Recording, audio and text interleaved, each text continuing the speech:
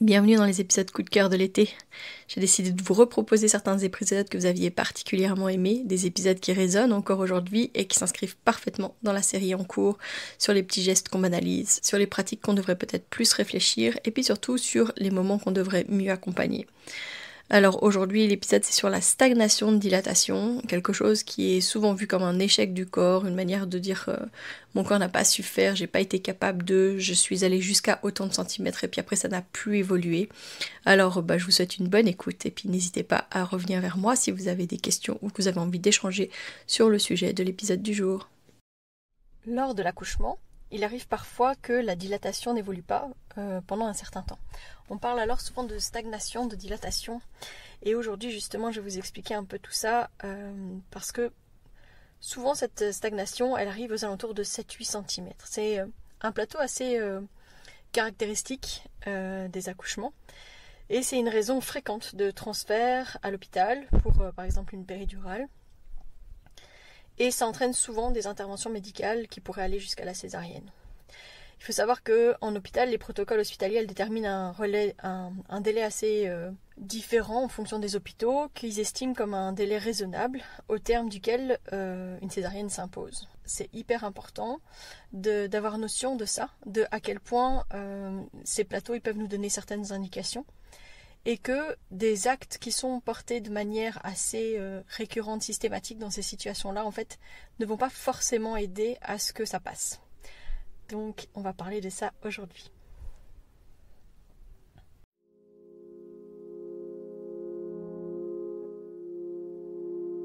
Bienvenue dans Bulle de Sage-Femme, le podcast qui déconstruit les croyances, démystifie les peurs sociétales, redonne toute sa place à la physiologie des femmes qui savent enfanter dans leur pleine puissance, mais aussi des bébés qui savent se mettre au monde.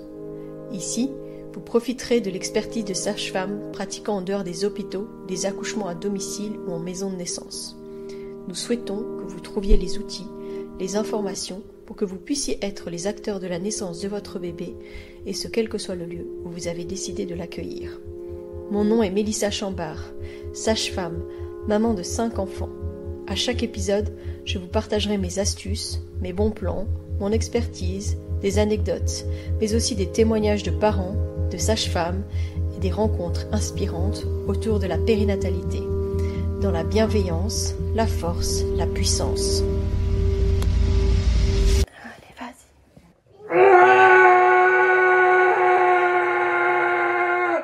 C'est clair que dès qu'un bébé s'installe dans l'utérus d'une femme, tout son corps met tout en place pour que ce bébé reste en sécurité. Ça veut dire que dès les prémices de ce bébé qui s'installe dans l'utérus, donc au moment de sa nidation, tous les changements hormonaux qu'il va y avoir chez cette femme, d'ailleurs qui vont entraîner beaucoup de choses au niveau de son état, au niveau des nausées, de la fatigue, etc., sont dus à des hormones qui vont protéger la grossesse au maximum. Et dans ces phénomènes-là, l'utérus va comme se verrouiller au niveau du col pour protéger au maximum le bébé. Donc il faut savoir qu'à ce moment-là, le col il va être tout dur, il va être vraiment fermé, long, donc comme un gros verrouillage, et le peu de petit espace qui reste encore ouvert au niveau du col va être comblé par une substance un peu gluante, gélatineuse, là, le fameux bouchon muqueux. Donc tout ça pour que le bébé soit en sécurité et fermé quasi de manière hermétique, ce col. Et il va en plus se diriger vers l'arrière pour que ni dépression intérieure avec le poids, par exemple du bébé, qui pourrait appuyer au niveau du col parce qu'il est bas dans le bassin, comme peuvent nous le décrire parfois certaines femmes, ni dépression extérieure, comme par exemple tout simplement un pénis. C'est pas parce que au moment des rapports sexuels, le pénis pourrait toucher le col, par exemple là, il pourrait pas puisqu'il est vraiment dirigé vers l'arrière. Donc tout est vraiment fait pour verrouiller les choses et pour que tout se passe sereinement au cours de la grossesse. Et puis pendant le 3e trimestre, il va y avoir tout un tas de changements hormonaux au fur et à mesure qui vont aider au changement au niveau du col. On passe pas d'un col long, postérieur, fermé, comme ce qu'on vous décrit dès le début de la grossesse, à un col favorable pour la naissance du jour au lendemain. Et c'est tout un tas de changements hormonaux et puis aussi toutes ces phases de préparation avec ce pré-travail dont j'ai parlé dans l'épisode sur justement le pré-travail. qui vont aménager les choses pour que le col devienne de plus en plus favorable et soit plus capable de se donner, de se laisser aller, pour que quand la tête du bébé appuie sur le col, il vienne modeler les fibres autour de sa tête, voire commencer donc à effacer le col, voire parfois à commencer à l'ouvrir. Mais donc c'est tout un ensemble de choses qui fait s'ouvrir ce col, parce que c'est pas juste une porte qui s'ouvre, en fait ce sont des fibres qui s'étirent, qui se donnent, qui se modèlent tout autour du bébé et puis qui vont aller fabriquer le fond utérin. Et donc c'est dans ces moments de plateau, de stagnation, de dilatation, il y a différentes raisons qui peuvent amener à ça. Alors si par exemple les contractions se calment à ce moment-là, si elles deviennent moins fortes, qu'elles s'espacent, le plus souvent c'est parce qu'il y a besoin de repos. Et ça, on l'oublie souvent. On pense qu'une fois que la machine est en route, il faut que ça continue. On oublie souvent que le corps va pas nous pousser vers quelque chose qui va aller vers un clash, que ce soit pour la mère ou pour le bébé. Au contraire, si par exemple la femme, elle a déjà eu ça fait déjà un moment qu'elle est en travail, qu'elle est fatiguée, que ça devient difficile, etc., parfois le corps va justement lui proposer une pause, va profiter de ce moment-là pour proposer une pause. Ça va aider aussi parfois ce temps de pause à ce que la patiente s'altère un peu plus, parce que on l'explique souvent que pour aller jusqu'au bout du processus de l'enfantement, il est bon que la femme en fait elle se déconnecte, que son état psychique s'altère. Et parfois, elle n'a pas eu l'opportunité encore de le faire, mais le fait d'aller vers le repos va lui permettre justement de déconnecter et quand elle va revenir, ça va être comme une émergence et donc elle n'aura pas du tout le même état de conscience. Donc c'est parfois un cadeau à se faire ou que le corps nous fait quand justement il y a cette phase qui amène plus au repos. Ça nous arrive quand on voit que les contractions commencent à s'espacer. Alors on va parfois juste resucrer en se disant il manque peut-être de sucre, etc.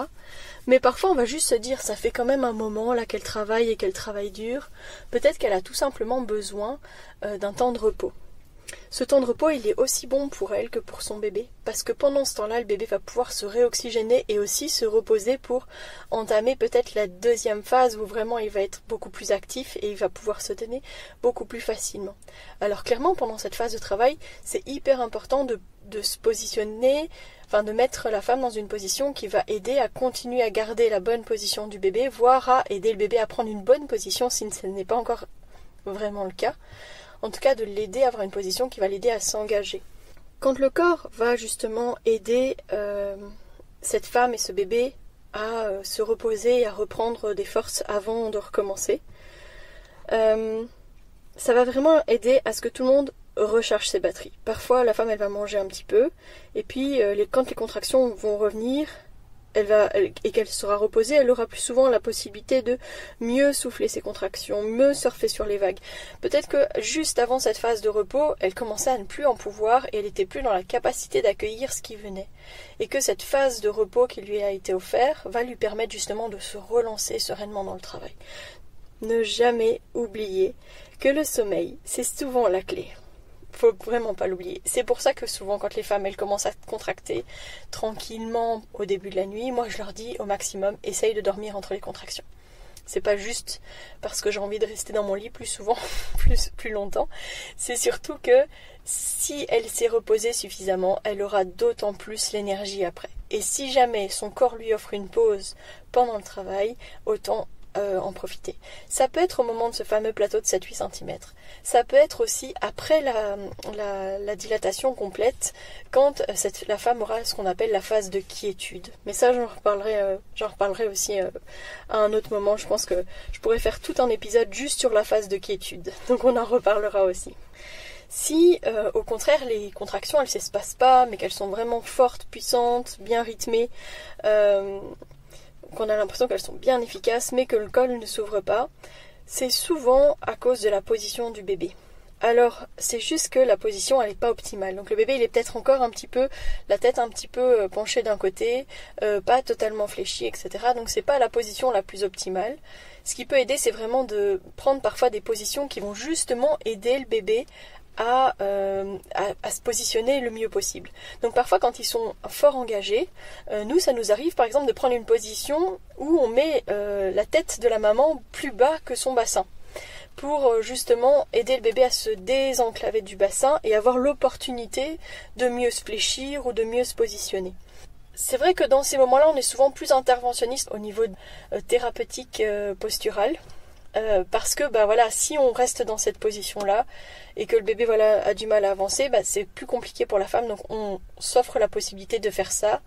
Parfois, on va utiliser le rebozo aussi pour justement aider au positionnement, etc. En tout cas, ce qui est sûr, c'est que on va pas penser juste en termes mécaniques et par exemple rompre la poche.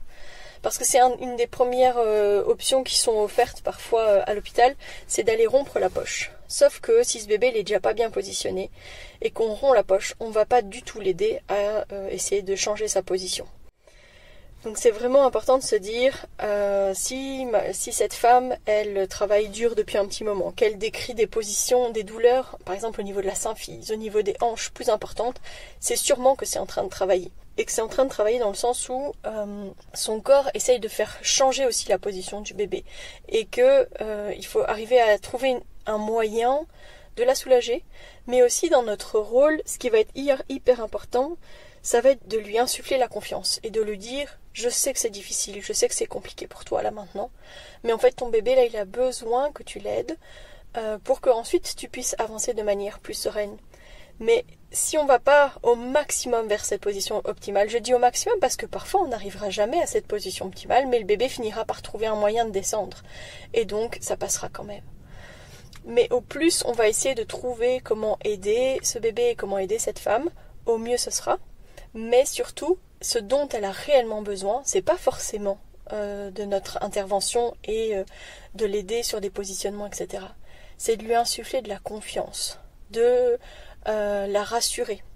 Pourquoi ? Parce qu'en fait, naturellement, elle va prendre des positions qui vont aider son bébé à descendre ou en tout cas à mieux se positionner. Moi, quand j'observe les femmes qui passent par des phases comme celle-ci, souvent elles vont prendre des positions asynclites. Ça veut dire elle va lever une jambe plus haute que l'autre, par exemple, parfois très haute par rapport à l'autre, d'accord ? Pour vraiment aider ce bébé à tourner, à mieux se positionner, etc. C'est d'où l'importance vraiment d'accompagner vraiment beaucoup ces situations pour qu'elle ne perde pas confiance. Et également que dès les premières contractions, la femme se mette dans des positions qui vont favoriser le positionnement optimal du bébé. Ça veut dire des positions avec le ventre dans le vide au maximum, etc. Pour que justement il vienne vers l'avant, son dos se place au niveau du ventre et non au niveau du dos. Ça, ce sont des choses qu'on aborde déjà en préparation, déjà pendant nos consultations, pour que dès le début, elles se positionnent de manière optimale pour aider les bébés à bien se positionner dès le début, quand ils ne sont pas encore descendus trop, quand ils n'ont pas plus de difficultés à changer de position. Alors, si on parle de stagnation, il faut quand même se rappeler que ça veut dire aussi qu'on a évalué en termes de chiffres l'évolution de la dilatation chez cette femme. Ça veut dire qu'à un moment ou un autre, on a examiné cette femme, on a mis nos doigts dans son vagin pour aller évaluer l'ouverture de son col. Déjà, il faut se rappeler que en fonction des personnes qui vont avoir fait se toucher, la perception va être différente d'une personne à l'autre. Donc dans les services hospitaliers, si par exemple c'est moi qui ai examiné et puis 3 heures après, moi je suis partie, donc c'est ma collègue qui va le faire, peut-être que pour elle la dilatation n'a pas changé, mais peut-être qu'au niveau de la consistance du col ça a changé, peut-être au niveau du positionnement du bébé ça a changé, peut-être au niveau de l'altération de l'état psychique de la femme ça a changé. Donc c'est vrai que je suis persuadée qu'on a des patientes qui passent par des phases de stagnation, mais nous on ne l'aborde pas comme ça puisque la plupart du temps on ne les a pas examinées. Donc je suis pas capable de vous dire elle a stagné, c'est sûr et certain. Parfois je le sens au niveau de leur état psychique, au niveau d'une petite appréhension de quelque chose qui bloque, enfin voilà, ou alors on va pouvoir l'aider à ce moment-là. Mais c'est assez rare finalement qu'on puisse réellement dire elle a stagné à autant de centimètres, etc. Ça nous est arrivé au début de notre pratique à la bulle, parce que je pense qu'on examinait un petit peu plus. Et je crois que ça engendre vite chez les femmes un stress. Et le stress amène l'adrénaline, la peur, qui va remplacer l'ocytocine, qui va faire que le travail va être moins optimal. Donc clairement, éviter de trop examiner les femmes pour pas leur mettre de stress. Il y a aussi le fait que maintenant, quand on examine, la plupart du temps, on ne donne pas les chiffres. Si on remet de la confiance, si on remet de la confiance, mais aussi de la réassurance, quelque chose qui va rebooster cette femme, on va lui donner toute l'opportunité justement de vivre sereinement et de laisser aller, de laisser faire et d'accepter que ça puisse prendre plus de temps. Si au contraire on est nous-mêmes dans la peur en mode « Ah, ça commence à durer quand même, comment ça se fait que ça dure, il y a quelque chose qui ne va pas, etc. » On va amener de l'adrénaline, on va amener de la peur et on va pas aider à ce que justement cette discordance, cette phase où le travail stagne effectivement puisse passer. Quand on a mis de côté la fatigue, la position du bébé, etc., on ne doit pas oublier aussi le fait que parfois cette stagnation, elle vient peut-être de quelque chose du cœur ou de la tête. D'accord ? Il y a peut-être un blocage émotionnel. Il n'y a pas seulement un effet mécanique de malposition de la tête ou d'un besoin de repos. C'est peut-être aussi quelque chose qui se joue au niveau de l'histoire, au niveau des peurs que peuvent avoir les femmes, les couples. D'où l'importance de bien se connaître, d'où l'importance d'avoir un suivi global, que ce soit les mêmes personnes qui ont été là pendant la grossesse, qui seront là pendant l'accouchement. Souvent, les femmes, elles auront livré des peurs, des craintes pendant la grossesse, et on pourra d'autant plus l'aider et rester en sécurité. Je pense notamment à une femme, pendant sa grossesse, nous a expliqué que sa maman avait été très très présente pendant sa première grossesse et après la naissance de sa première fille. Et puis que c'était hyper difficile pour elle parce qu'entre-temps sa maman était décédée. Et je me souviens pendant ce travail, alors sans avoir mis mes doigts, sans avoir examiné, mais je me souviens d'avoir eu cette sensation à un moment donné de quelque chose qui stagne, de me sentir un peu démunie, à ne plus savoir vraiment quoi faire, quoi proposer. Je sentais vraiment qu'elle avait du mal. Je me rappelle avoir demandé à Mélanie de passer. Mélanie qui est venue et qui m'a juste reboosté moi, en mode « Allez, moi je vais te rebooster toi pour que toi tu sois ensuite capable de rebooster et d'aider cette femme que tu accompagnes dans son travail. » Et donc elle est venue, elle m'a reboosté et tout ça, on a discuté et puis d'un seul coup elle m'a dit « Est-ce que tu as pensé à sa maman ?» Elle m'a juste dit ça, ça a fait comme un ting dans ma tête et je me suis dit « Waouh, pourquoi j'y ai pas pensé ? Pourquoi j'ai pas pensé à ça ?» Et puis j'ai été voir cette maman et je lui ai dit « Je ne sais pas... quelles sont tes croyances, quels sont tes besoins, où est-ce que ça se situe dans ta tête, etc. Mais peut-être que là, maintenant, à l'instant en tout cas, ta maman, elle te manque. Et puis tu te souviens peut-être que, justement, elle avait une place tellement importante pour toi dans le postpartum avec ta fille. Je t'invite tout simplement peut-être à déposer ça, à lui parler ou à toi te parler sur le fait qu'elle n'est plus là.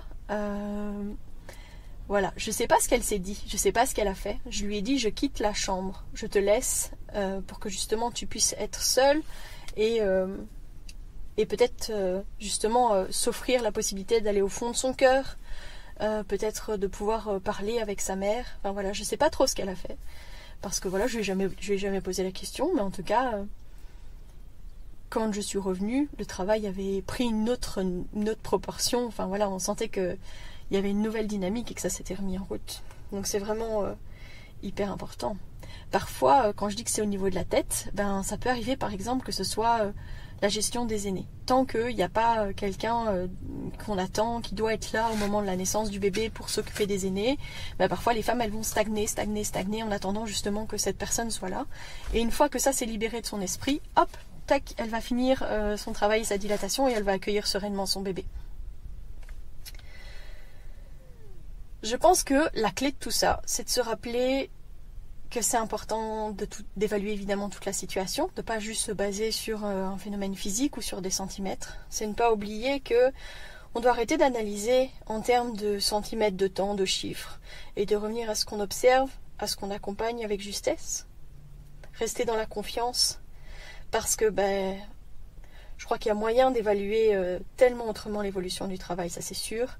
Je pense que si vous écoutez ce podcast, vous savez et vous entendez que on évalue différemment parce qu'en fait on a la chance de pouvoir rester auprès des femmes. On a la chance de pouvoir entendre, voir, ressentir que les choses évoluent, avancent. Si c'est vraiment nécessaire, ça nous arrive d'utiliser aussi par exemple l'homéopathie. On a toute une panoplie de choses, de petits remèdes qu'on peut proposer dans ces moments-là. Et on peut aussi faire de l'acupression cervicale, donc c'est vraiment faire des pressions douces et conscientes au niveau du col, aider les femmes à souffler ce col qui peut résister à certains moments. Mais c'est certainement pas forcer le passage du col, parce que parfois on essaye de crocheter comme ça le col pour le passer derrière la tête du bébé. C'est pas du tout ça qu'on fait. Et c'est pas non plus d'office donner des shots de Buscopan comme ça peut se faire parfois dans les hôpitaux, mais on voit que les femmes parfois elles le ressentent pas bien. Et si les femmes le ressentent pas bien, souvent c'est difficile aussi pour les bébés. Donc à remettre un peu en question au niveau de nos pratiques, c'est de repenser au fait qu'il y a peut-être des blocages effectivement. Je peux peut-être aider à conscientiser au niveau acupression, au niveau de ce col, pour que cette femme elle puisse souffler son col et aider potentiellement à faire ça. Mais honnêtement, ça m'est arrivé peut-être 2 fois de faire ça. Mais sinon, la plupart du temps, en remettant dans la confiance, en recherchant peut-être des causes au niveau du cœur ou au niveau de la tête, juste à favoriser parfois des bonnes positions, on arrive à passer ce cap-là. Et accepter d'aller vers le repos, accepter qu'il va y avoir un moment de latence comme ça, parce que la femme, elle va avoir besoin de recharger ses batteries, et peut-être aussi, tout simplement, que le bébé en a besoin aussi. Ça me ramène à une chose importante, c'est que comme ça nous arrive quand même fréquemment de faire des transferts dans ces moments-là, parce que justement, ça devient long, que c'est difficile, que la femme elle veut être soulagée, parce que voilà, quand un bébé qui est mal positionné appuie, essaye, cherche son chemin, etc., ça peut être très dérangeant au niveau des sensations, au niveau du bassin notamment. Et donc ça nous arrive vraiment de transférer souvent dans ces moments-là. 7-8 cm, c'est un moment un peu clé. Et souvent, ce qu'on nous reproche justement, c'est de ne pas avoir fait grand-chose. Quand je dis ça, c'est parce qu'on nous reproche de ne pas avoir fait de gestion intrusive, de ne pas avoir rompu la poche, de ne pas avoir fait des choses particulières. Mais c'est important de se dire que c'est pas parce qu'on n'a pas fait de gestes intrusifs qu'on n'a pas accompagné cette phase, même sans histoire de transfert. En fait, en fonction de notre point de vue, si on voit la stagnation de dilatation que comme un problème mécanique, les réponses, elles vont être d'ordre mécanique. Ça veut dire que souvent, ce qui va être décidé, ça va être par exemple si les contractions, elles s'espacent et elles sont moins fortes, on va remettre de l'ocytocine de synthèse. Alors que, en fait, le corps, comme j'expliquais, il cherche tout simplement naturellement à aller vers le repos pour redonner un peu de souffle, que le bébé et la femme aient l'opportunité de reprendre de l'énergie pour la suite du travail.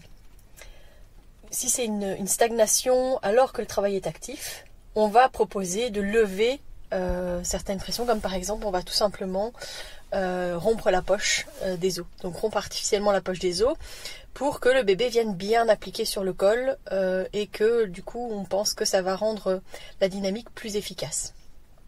Le problème, c'est que si cette dilatation justement elle stagnait parce que le bébé était mal positionné, le fait de rompre la poche en fait va empêcher le bébé de modifier sa position et de l'adapter. Donc ça va être contre-productif en fait, et puis ça risque d'allonger encore le temps de travail, alors qu'à la base on pensait que ça allait diminuer le temps de travail. Et si rien ne fonctionne dans un délai qui est en général décidé par les hôpitaux, parce que je ne peux pas vraiment donner de timing, parce que je pense que ça dépend d'un hôpital à l'autre, de la situation, etc. Mais ça pourrait aller jusqu'à une césarienne pour stagnation de dilatation, parce que ça fait X temps que cette femme est à dilatation de 7 ou de 8 ou de 9. Voilà. Comme si justement la plupart des femmes qui vivent des césariennes dans cette situation-là, elles disent en fait j'étais pas capable d'aller plus loin quoi. C'est mon corps il a refusé d'aller plus loin, j'ai pas réussi mon accouchement, on a dû me faire une césarienne. Mais c'est peut-être juste qu'on a un peu manqué de patience, puis qu'on s'est mis aussi des boulets aux pieds et qu'on a empêché potentiellement les choses de se passer de manière plus fluide. La patience, c'est vraiment la clé. La patience, c'est vraiment ce qui va aider à passer pour tout le monde cette phase qui est inconfortable. Autant au niveau du bébé, autant au niveau de la femme, autant au niveau du ou de la partenaire. Autant à notre niveau à nous. Parfois je vois au niveau des pères ou des commères que c'est difficile, justement cette phase où on voit que ça devient long, que la femme elle commence à avoir du mal, et c'est important du coup aussi de redonner confiance au partenaire Parce que si on ne le fait pas, c'est eux qui vont transmettre l'adrénaline. Donc notre accompagnement, il est global aussi dans le fait qu'on n'accompagne pas que la femme et le bébé, mais on accompagne le couple pour que tout le monde soit en confiance. Les moments où comme ça flotte un petit peu, si on donne les bons outils, si on trouve les bons mots pour réassurer tout le monde, alors ça va devenir beaucoup plus fluide pour tout le monde.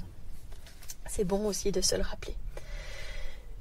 Et aussi tout simplement que si tout le monde va bien, on peut attendre. Si le bébé va bien, s'il ne fatigue pas, c'est pas parce qu'on est en blocage à 7-8 cm qu'elle va rester à 7-8 cm. Non, à un moment donné, il y a quelque chose qui va se jouer et ce col va lâcher et ce bébé va descendre. Il n'y a pas d'urgence à intervenir, à part prioriser justement le confort, la réassurance, la confiance, qui vont aider ensuite à ce que la mise au monde soit sereine. Voilà. J'espère que ça vous a plu. Je voulais vraiment vous remercier parce que là, on arrive à un petit tournant. Là. On arrive au 11e épisode aujourd'hui et qu'on approche en fait des 2000 écoutes. Donc vraiment déjà merci pour votre écoute, merci pour vos partages. J'espère en tout cas que ça répond toujours à vos besoins, à vos souhaits. Et pour ça, je voudrais en fait vous demander sur les réseaux, sur mon email que je vous donne encore à la fin de cet épisode, de faire une petite action. C'est de me dire justement quels sont les sujets que vous aimeriez que je développe pour la suite. Si jamais il y a des sujets que vous aimeriez justement que je développe, je m'approche justement bientôt des vacances de printemps et donc de temps où je vais avoir plus l'opportunité d'enregistrer des épisodes puisque mes enfants seront en stage. Et donc je vais vraiment avoir la possibilité d'enregistrer un petit peu plus de podcasts. Et j'ai envie de partir de vos demandes, j'ai envie de partir de vos besoins. Et c'est pour ça que du coup, je vous invite à me faire retour des choses qui vous intéressent. Je vais peut-être faire quelques publications avec des sujets qui reviennent. Et puis je vais vous demander peut-être de voter sur ce qui vous intéresse. Et alors ce sera du coup les prochains sujets de podcast. Voilà. Où que vous soyez, et je vous donne rendez-vous la semaine prochaine. Si vous souhaitez échanger à propos des différents sujets abordés dans ce podcast, vous pouvez interagir sur les posts dédiés à chaque épisode sur nos réseaux sociaux Facebook et Instagram. Vous pouvez également me joindre par email à melissa.chambard@gmail.com. Je serai également ravie de collaborer avec vous, que ce soit pour un témoignage, une rencontre ou pour savoir quel sujet vous intéresserait à l'avenir. Je vous invite à vous abonner pour ne rien louper des prochains épisodes, mettre des étoiles, des commentaires et surtout à partager pour faire rayonner, voyager ce podcast, pour démystifier l'accouchement en dehors de l'hôpital, parler de ses suivis, de ses naissances et continuer à accueillir en douceur les adultes de demain.